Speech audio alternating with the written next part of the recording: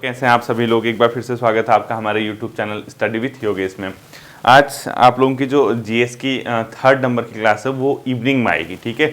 यानी हमने 2 क्लासेस कर लिए। मैं होपफुली उम्मीद करता हूँ आपसे, कंप्लीटली मुझे ये उम्मीद है कि वो कहीं ना कहीं आप लोगों के लिए फ़ायदेमंद सिद्ध हो रही होगी। यानी आप ये मान के चलिए कि जो 30 क्लासेस हम देखेंगे, और मैं ये कोशिश करूँगा, आप ये मत समझना कि सर उसमें मौलिक अधिकार पढ़ाएंगे, सर उसमें आपका ये आधुनिक भारत का इतिहास पढ़ाएंगे, गांधी युग पढ़ाएंगे। मैंने आपसे पहले कहा है कि वो सिर्फ फैक्ट आधारित प्रश्न हैं और ऐसे प्रश्न जहाँ से क्वेश्चन पूछे जा सकते हैं, ठीक है, वो इस तरीके से। और मेरी कोशिश रहेगी कि एक ही दिन में 4-4, 5-5 सेक्शन में कंप्लीट कर दूं। तो 30 के हिसाब से लगा लो 120 टॉपिक। 120 टॉपिक में से 20 नंबर के क्वेश्चन, 30 में से 20, 15, 18 क्वेश्चन आने की संभावनाएं हमेशा रहती है। यानी एक अच्छा चांस इसका हमेशा बना रहेगा, ठीक है। तो उस वाली वीडियोस के साथ हमेशा एक चीज याद रखना बच्चों, ऐसी क्लासेस के साथ वो टॉपिक आपका उसी दिन एंड हो जाना चाहिए, उसको पेंडिंग में मत रखना, क्योंकि पेंडिंग में रखना आपके लिए नुकसानदेह साबित होगा। क्यों?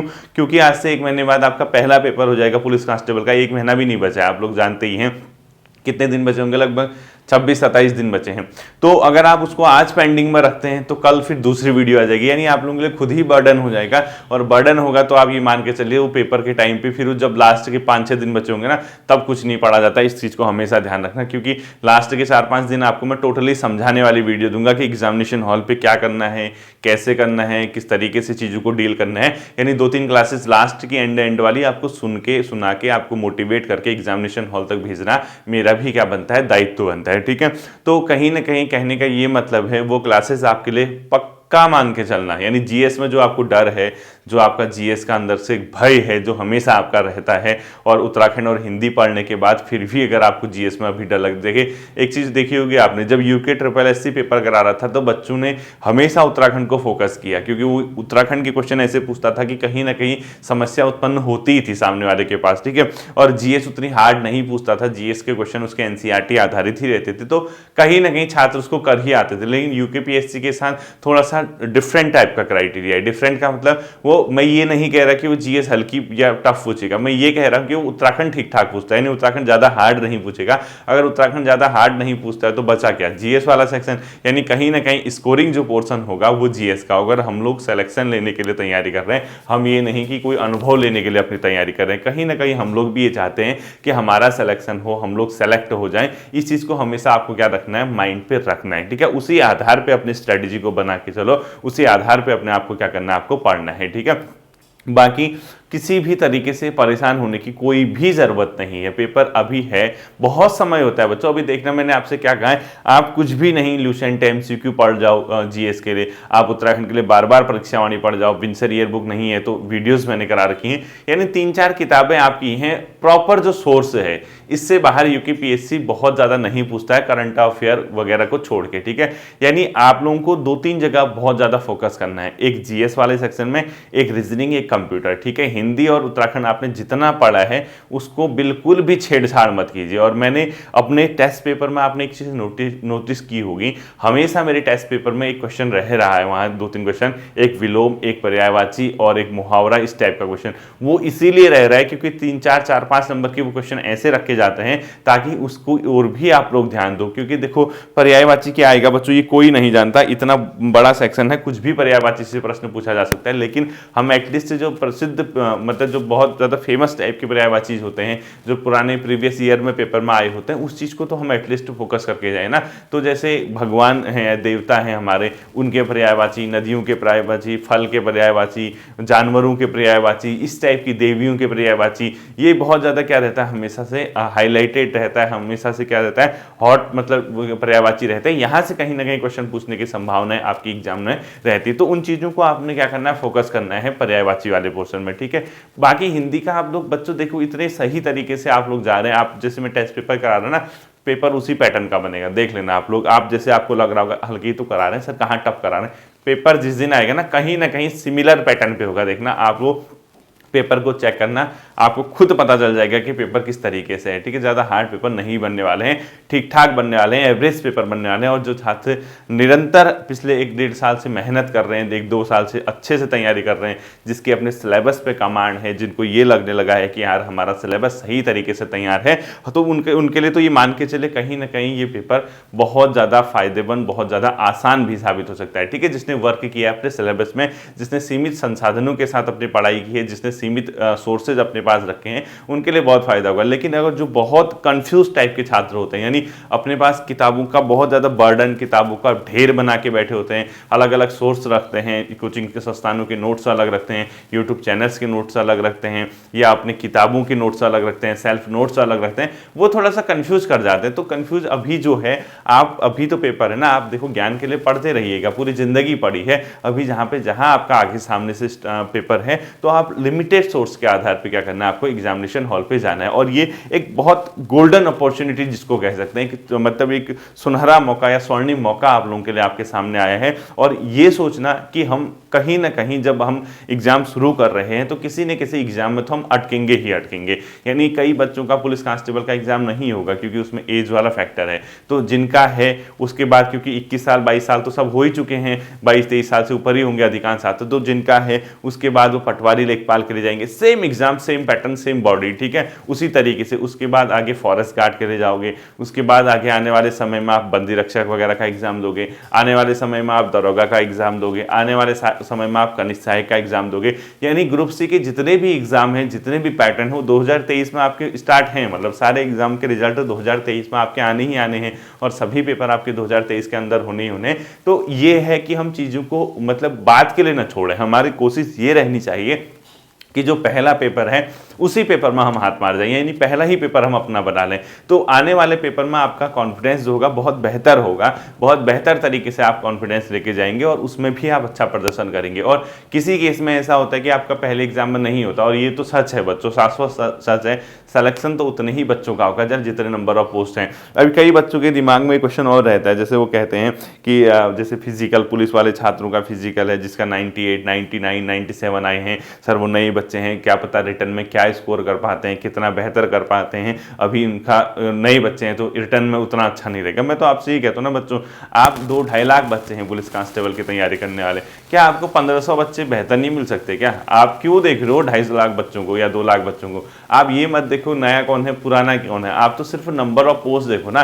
1500 लगभग पोस्ट अगर आपकी हैं तो 1500 बच्चे तो बेहतर होंगे। अब 2 लाख में 1500 बच्चे कुछ भी नहीं है। अब 2 लाख में 1500 निकालोगे तब भी देखो 1,98,500 बच्चे, यानी 1,98,500 बच्चों को अगर आप छोड़ भी देते हो जो एग्जाम देंगे, चलो 1,80,000 बच्चों ने पेपर दिया, उसमें तुम 1500 हटा दो, 1,78,500 बच्चे अगर आपके वो नहीं तैयारी करने वाले हैं, या आप ये मान के चलिए कि ऐसे हैं जो पहले आप जिसको नया कंसीडर कर रहे हैं, नया माने, तो 1500 बच्चे तो अच्छे ही है ना।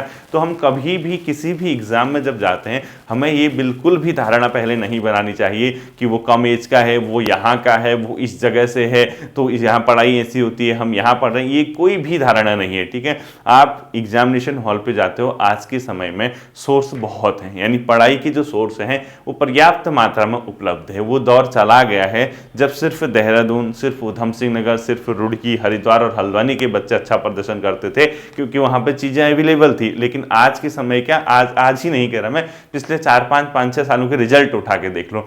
रिजल्ट जब उठाओगे, जो बच्चे निकल रहे हैं हर जगह से निकलते हैं। अब यानी पिथौरागढ़ के कुछ दुर्गम गांव के जो छात्र हैं वो भी निकल रहे होंगे, चमोली के जो दूरस्थ क्षेत्रों से इलाके बिलोंग करते हैं वो भी निकलते हैं, उत्तरकाशी के इलाके से बच्चे निकलते हैं, यानी रुद्रप्रयाग के गांवों से बच्चे निकलते हैं। यानी कहने का मतलब 13 के 13 जिलों में हर जगह पढ़ने वाले बच्चे उतने तो एटलीस्ट मिल ही जाएंगे जितने नंबर ऑफ पोस्ट हैं। मैं ये नहीं कह रहा कि सारे बच्चे पढ़ने वाले मिलेंगे, लेकिन उतने तो मिल जाते हैं ना कि जितने नंबर ऑफ पोस्ट होती हैं। तो आप ये धारणा बिल्कुल मत बनाना, आपको सिर्फ और सिर्फ ये ध्यान रखना है कि आपने एग्जामिनेशन हॉल के अंदर अच्छा प्रदर्शन करना है। जो 100 नंबर का पेपर आता है आपके हाथ में, आपको उसको गोले जो लगाने हैं वो एक सही तरीके से सही मैनर पे उसको गोले लगाने हैं, पूरे कॉन्फिडेंस के साथ एग्जामिनेशन हॉल पे जाना है। एग्जामिनेशन हॉल का जो फोबिया है, जो डर है, उससे निकल के आपको एग्जामिनेशन हॉल में अपना प्रदर्शन करना है, तो वो आपको सिलेक्शन दिलाएगा। और कई बच्चों के दिमाग में जैसे अभी में डिस्कस होते रहती है मार्केट में, क्योंकि कान तो खबर आ ही जाती है ना, कहीं से पता चल ही जाता है।